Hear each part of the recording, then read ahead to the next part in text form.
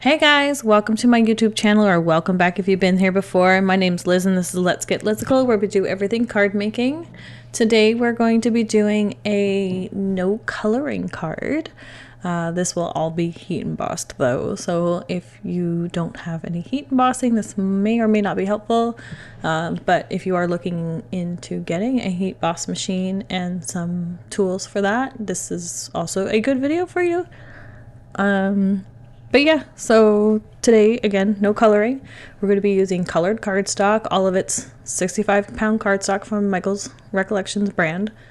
And I am using the, I believe it's called Gill Friends set from MFT. I don't think this set is still available anymore. If it is, I'll link it down below. If not, I'll link a different fishy set, I guess. But you can do this with any of your stamps. Ideally, it's a bit easier if you have the coordinating dies with this. I am going to fussy cut these, which I absolutely hate. But I was just too lazy to set this up. My brother, Scan and Cut, will cut these out because it mostly looks for contrast. So as long as there's enough contrast between the embossing and the cardstock, it will pick it up as an image. It doesn't necessarily need to be black lines. I have cut out actually like a rainbow of cardstocks in different like flowers and leaves before for a card, and it worked fine. But sometimes you have to do it like one color at a time just so that you can focus on that one little area where you'll be cutting your image. And I didn't feel like doing that today, so I'm going to fussy cut these once I'm done. But what I'm doing is I am using my embossing tool, which is from Rabbit Hole Designs. It's the best anti-static powder tool that I've ever used. The brush bristles are very soft, flexible, and they don't scratch your paper. It works great. And then I'm using Lawn Fawn clear embossing ink to stamp all my images, and then I'm using Michael's Recollections Snow Fine and Detail embossing powder to emboss everything. And then I'm just, these are like dollar store scissors that I'm using to fussy cut these out. I think I got them in like the stationery aisle maybe. But yeah, they're sharp little scissors, so sometimes the dollar store has great deals. They used to have really good sewing scissors that they don't sell anymore, which I'm sad about because they were only $4. But I have like 4 or 5 pairs, so I'm good to go. But yeah, so I'm just like, these are very simple images, which is why I'm not having too much of a problem fussy cutting them out. But again, like I hate doing this, so next time I would probably just set up my Scan and Cut because I do like to have my borders even. These are pretty decent, but I would rather have it cut perfectly for me so I don't have to do this. So I'm just going to go around and cut all these images out. I also cut a solid blue panel in the background there. It is 3 inches by 4¼ inches, I believe. I just wanted like a really thick white border. I did a similar card for my dad for Father's Day a couple years ago, and I really liked the way it turned out. So I'm kind of somewhat recreating it this year, and it will become a birthday card.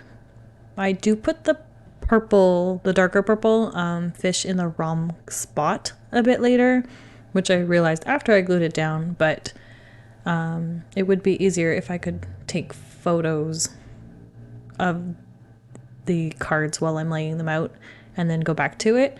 But I film videos with my phone, so I can't do that. But it's not the end of the world. They just end up being a little bit closer together. I wish they would not overlap the way they did in the end of the card, but it does still turn out pretty cute. And right now I'm just heat embossing that birthday fishes sentiment in the top right corner of the panel, just to give me a bit more room and so that it's not in the way of anything else, because I'm going to have the foliage in the 2 bottom corners and then the fish in the middle, and then I'll add some bubbles. And the bubbles are just like these iridescent little gems from Studio Kate, I believe. These ones kind of look like soapy bubbles. There's like clear ones, and then there's clear like iridescent ones. I like the clear iridescent ones because they're a little bit more white clear, whereas my clear ones are a little bit more yellow toned, which I've noticed with a lot of like so-called clear embellishments. They do have a bit of a yellow tinge to them, so I try to use ones that are actually clear. because they might look a little off on your card, especially when you leave as much white space as I do on a lot of my cards. For this card, it wouldn't matter because it's going to be going on the black background, sorry, the blue background anyway, if I used the clear ones, but I decided to use the iridescent ones because I just like the sheen it gives. And yeah, so I'm just propping up my foliage with a couple layers of cardstock just to give it a bit of dimension. And I think I do that with the light purple fish as well. So I'll glue the dark purple one straight up on the background, and then I will put the lighter purple one on top of it with some foam tape. But you see that I put it more to the left, which is fine. That's where I kind of wanted it anyway. I had it too centered before when I had it laid out, but I should have put it up a little bit higher so that I wasn't covering the dark purple fish's face. I tried to avoid that. Like, I still wanted them to overlap a little bit just so they weren't kind of just hanging out in the middle, but this was my solution. So next time I'll just try to pay attention to that a little bit better. And then here I am just adding in those last minute embellishments for some air bubbles. But yeah, so that's the card for today. Thanks again for joining me, guys. If you like this video, please give it a thumbs up.